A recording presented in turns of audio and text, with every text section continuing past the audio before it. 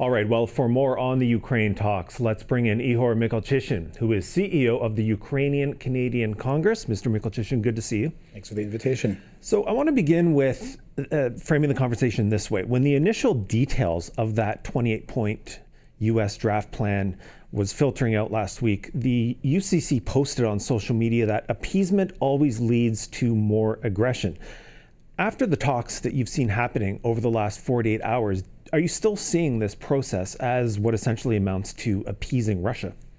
That was our reaction to the 28 points that were initially were being reported or being leaked as they were. And there was a lot of discussion on whether those were American drafted or Russian drafted. From what we could see, that they were many long-standing points that Russia had been wanting in terms of Ukraine's surrender and territorial concessions and future concessions in terms of security. So, I mean, our line is absolutely that appeasement is not peace. Appeasement and occupation are not peace. That, it is very difficult to envision a deal that Vladimir Putin will agree to or adhere to that wouldn't allow for a continuation of escalation in the near future. Right, because we have seen European officials saying that there have been some significant changes to the American proposal. We have a joint U.S.-Ukraine statement saying that the talks have been constructive and productive, that any future agreement must fully uphold Ukraine's sovereignty and deliver a sustainable and just peace. When you hear that kind of language, what's your reaction? Does that give you any sense of optimism? I'm optimistic that the international reaction to the initial 28 points has been consistent and unified, both including the Canadian and European coalition that's responded to it and the leadership that has come forward on it. The fact that Ukraine is now part of the discussions is the most important part, that's always been their main point and our main point, that discussions about Ukraine cannot happen without its participation. That shouldn't be negotiated around. We're down to today, on Monday now, 19 points, and there's an interplay between Kyiv and Washington with a potential meeting later this week. So I think that is positive, an engagement and a reaction to the extreme concessions is a positive step in what we hope will be a peace process. But again, we're not hopeful that Russia will actually come to the table. Russia has not signed any ceasefire negotiation as the Ukrainians have, and has not even endorsed officially this 28 or whatever number we're at peace plan. Right, we've seen a suggestion that, for instance, that this idea of keeping Ukraine out of NATO has been taken off the table. How significant is something like that? What do you see as the real big stumbling blocks when you look at the specific points in the proposals, whether it's about NATO, whether it's about the size of the Ukrainian army, whether it's about Ukraine's allies having some kind of role in Ukraine once the war is stopped? I mean, these are not new concepts. Russia has been floating these concepts for years, even before its full-scale invasion. So I think the Russian success in legitimizing these and putting them back on the table in a formal way is what we're the most concerned about. That these are not.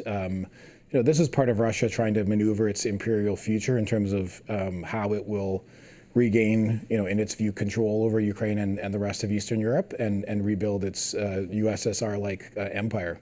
Right, because we did have the president of Ukraine, Volodymyr Zelensky, saying today that Vladimir Putin wants legal recognition for what he has stolen. Absolutely. And that's the main problem. So do you see that, point of recognition of that land, of that territory, being a real key red line for what Ukraine would be willing to accept here?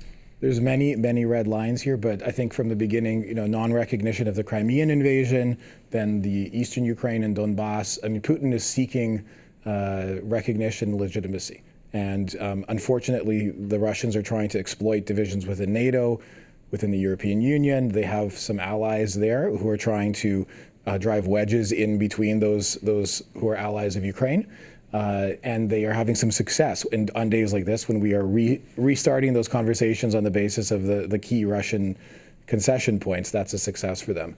So unfortunately, it's almost back to square one. But again, I would say it's a bit of a Groundhog Day in the sense of we've seen these processes before. We're glad to see that Ukraine's allies, along with Ukraine, are reacting strongly and able to provide some sense of perspective and legitimacy in terms of what the next step should really be.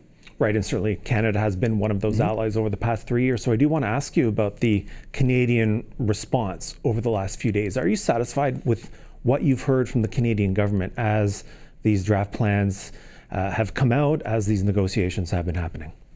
We are. We've seen Prime Minister Carney participate both in direct conversations with President Zelensky and then as part of the coalition of the willing and other groups of leaders that are supporting Ukraine in this, particularly from the European Union, but not exclusively. So we know that Canada's voice in those talks is important and carries a lot of weight both in Ukraine and internationally. And so we expect that to continue, and we're pleased that that is a legitimate and positive role for us to be playing. Okay, and I do want to ask, because you represent Ukrainian Canadians, as Ukrainian Canadians look at the Canadian response, but also just this wider story, this potential deal, different points being put forward by the U.S., by Ukraine, by European allies. Is there a sense that Ukraine is being forced into a deal? I guess I'm looking at what the mood is of Ukrainian Canadians right now as they watch all this unfold. I would say partially our mood is one of watching what happens every night. So every night, last night across Kharkiv, last week across Ternopil and Kiev, we see Ukrainians being killed by Russian drones and attacks. That's the most immediate reaction that we have, that we see a continuation of that violence on civilian populations, unending violence, at a time when these negotiations are taking a lot of the oxygen out of the headlines. So we are, Canadians are desperate for a peace, as is Ukraine, but not peace at any cost. And again, as I said, occupation and concession and surrender is not peace. And so we are very determined to support the Ukrainian government and Ukrainian people in a just peace that recognizes the aggressor as Russia, the war crimes, the kidnapping of children, the genocide that's been committed and documented and well understood. And I think that this is all part of a Russian game to divide the American administration against itself, to divide the American people, versus all of Ukraine's other allies. And we've seen this before, and we are glad to see that Canada and others are stepping up to intervene at this point. Okay, we'll leave it there. Ihor Michalchyshyn, CEO of the Ukrainian Canadian Congress. Thanks a lot for your time on this. Thank you.